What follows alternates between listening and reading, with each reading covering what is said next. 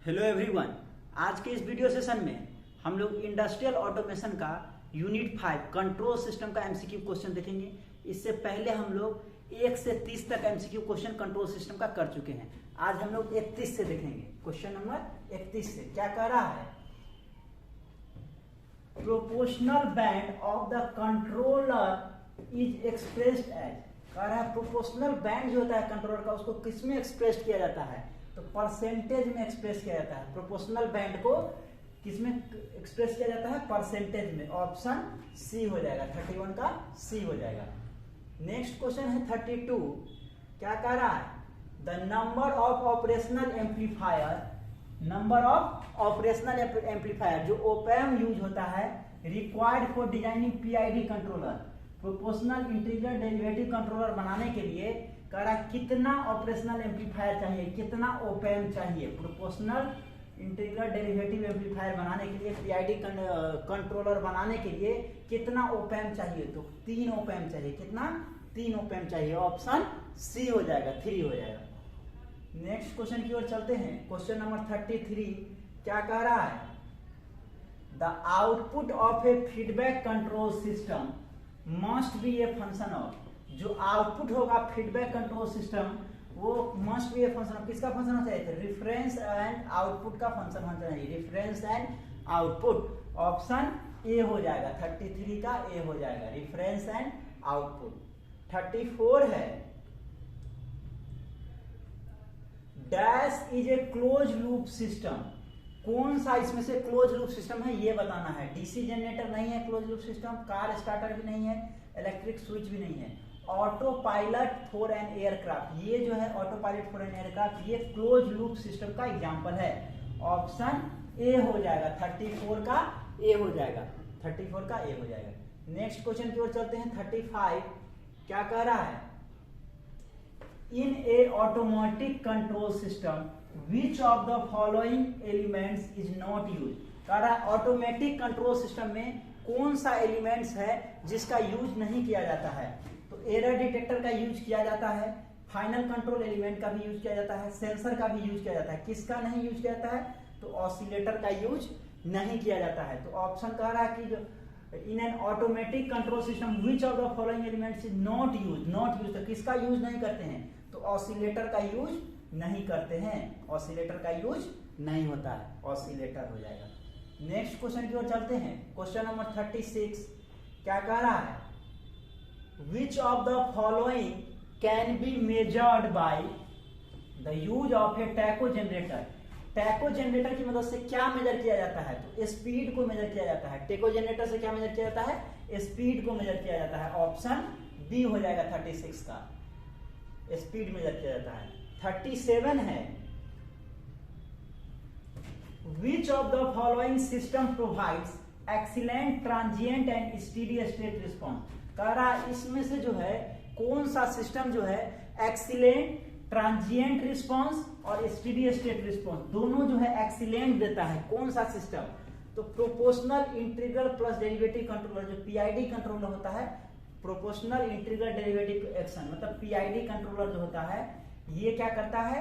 Excellent transient response और steady state response देता है। एक्सीलेंट ट्रांजिएंट और स्टेडी स्टेट रिस्पॉन्स कौन देता है? Proportional integral derivative controller. Option D हो जाएगा। नेक्स्ट क्वेश्चन की ओर चलते हैं। क्वेश्चन नंबर 38 क्या कह रहा है? In PD controller, proportional derivative controller की बात हो रहा है। PD controller means proportional derivative controller. The derivative action play a significant role in increasing of dash. क्या इंक्रीज करता है? तो पीडी कंट्रोलर में जो है डेरिवेटिव एक्शन जो है क्या इंक्रीज करता है? इंक्रीज करने में, स्पीड को इंक्रीज करने में सिग्निफिकेंट रोल अदा करता है। स्पीड को इंक्रीज करने में सिग्निफिकेंट रोल अदा करता है। ऑप्शन कौन सा हो जाएगा? 38 का बी हो जाएगा, 38 का बी हो जाएगा। नेक्स्ट क्वेश्चन देखते हैं 39 क्या कह रहा है? एरर और actuating signal is generated in. Error या फिर एक्चुएटिंग सिग्नल जो है किस में जनरेट होता है? तो ये क्लोज लूप सिस्टम में जनरेट होता है। ओपन लूप सिस्टम में एक्चुएटिंग सिग्नल या फिर एरर जनरेट नहीं होता है। क्लोज लूप सिस्टम में एरर और एक्चुएटिंग सिग्नल जो है जनरेट होता है। तो ऑप्शन बी हो जाएगा, 39 का बी हो जाएगा। नेक्स्ट क्वेश्चन देखिए, क्वेश्चन नंबर 40 क्या कह रहा है, a signal which starts as a value of 0 and increases linearly with time is called. कह रहा ऐसा सिग्नल जो स्टार्ट होता है 0 से और लिनियरली जो है इंक्रीज करता है टाइम के साथ, तो वैसे सिग्नल को हम लोग क्या बोलते हैं, 0 से स्टार्ट होगा और लिनियरली इंक्रीज करेगा, तो ऐसे सिग्नल को हम लोग क्या बोलते हैं, ऐसे सिग्नल को रैंप सिग्नल बोलते हैं। क्या बोलते हैं, रैंप सिग्नल। ऑप्शन ए हो जाएगा, रैंप सिग्नल हो जाएगा, जो 0 से स्टार्ट होगा और लिनियरली इंक्रीज करेगा, तो उसको हम लोग रैंप सिग्नल बोलेंगे। नेक्स्ट क्वेश्चन की ओर चलते हैं, 41 क्या कह रहा है, by the use of PD control, proportional derivative control to the second order system, the rise time. कह रहा है पीडी कंट्रोलर का जो है सेकेंड ऑर्डर सिस्टम में जब हम लोग यूज करते हैं तो राइज टाइम क्या होता है। देखिए पीडी कंट्रोलर क्या करता है, स्पीड को इंक्रीज कर देता है, स्पीड को इंक्रीज करता है, तो स्पीड इंक्रीज करेगा तो राइज टाइम क्या हो जाएगा, डिक्रीज कर जाएगा। स्पीड इंक्रीज करेगा तो राइज टाइम डिक्रीज कर देगा, तो डिक्रीज हो जाएगा। ऑप्शन ए हो जाएगा, 41 का ए हो जाएगा। नेक्स्ट क्वेश्चन की ओर चलते हैं, 42 क्या कह रहा है, use of derivative control results in, derivative control, ठीक है, डेरिवेटिव कंट्रोलर का यूज करके कह रहा है रिजल्ट्स इन क्या इंप्रूव किया जाता है, तो ट्रांजिएंट रिस्पांस को इंप्रूव किया जाता है। डेरिवेटिव डी कंट्रोलर का यूज करके किसको इंप्रूव किया जाता है, तो ट्रांजिएंट रिस्पांस को इंप्रूव किया जाता है। ऑप्शन ए हो जाएगा, 42 का ए हो जाएगा, ये ट्रांजिएंट रिस्पांस को इंप्रूव किया जाता है।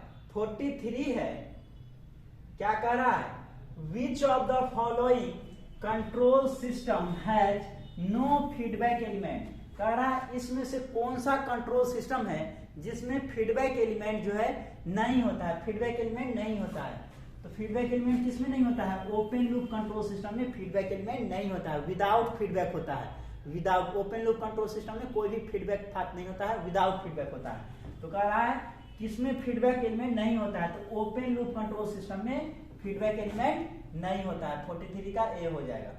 44 देखिए, कह रहा है control in SCADA is, SCADA में जो कंट्रोल होता है तो किस तरह का कंट्रोल होता है स्काडा में, सुपरविजरी कंट्रोल होता है, सुपरविजरी कंट्रोल। ऑप्शन क्या हो जाएगा, सी हो जाएगा 44 का, सुपरविजरी कंट्रोल।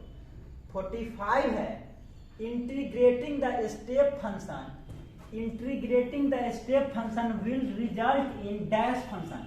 कह रहा है स्टेप फंक्शन को जब इंटीग्रेट किया जाता है तो क्या मिलता है, रैंप फंक्शन मिलता है। देखिए इम्पल्स को जब इंटीग्रेट करेंगे, इम्पल्स फंक्शन को जब इंटीग्रेट किया जाता है तो क्या मिलता है, इम्पल्स को इंटीग्रेट करने पे स्टेप फंक्शन मिलता है, और स्टेप को जब इंटीग्रेट करते हैं स्टेप फंक्शन मिलता है, और स्टेप को जब इंटीग्रेट करते हैं तो क्या मिलता है, रैंप फंक्शन मिलता है, रैंप मिलता है, ठीक है, रैंप मिलता है।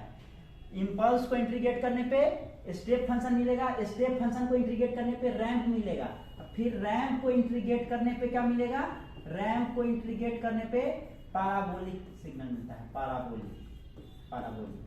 इम्पल्स फंक्शन को इंटीग्रेट करेंगे तो स्टेप फंक्शन मिलेगा, स्टेप फंक्शन को जब इंटीग्रेट करेंगे तो रैंप फंक्शन मिलेगा, रैंप को फिर इंटीग्रेट करेंगे तो पैराबोला मिलेगा, ठीक है।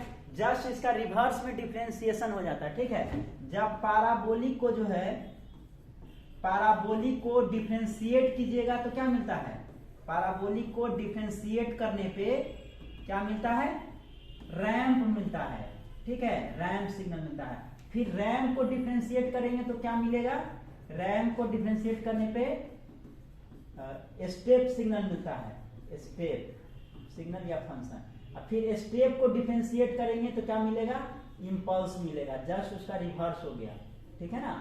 इससे बहुत सारा क्वेश्चन बनता है, याद रखना है। इम्पल्स फंक्शन को इंटीग्रेट करेंगे तो स्टेप फंक्शन मिलेगा, स्टेप फंक्शन को इंटीग्रेट करेंगे तो रैंप मिलेगा, रैंप को इंटीग्रेट करेंगे तो पैराबोलिक मिलेगा।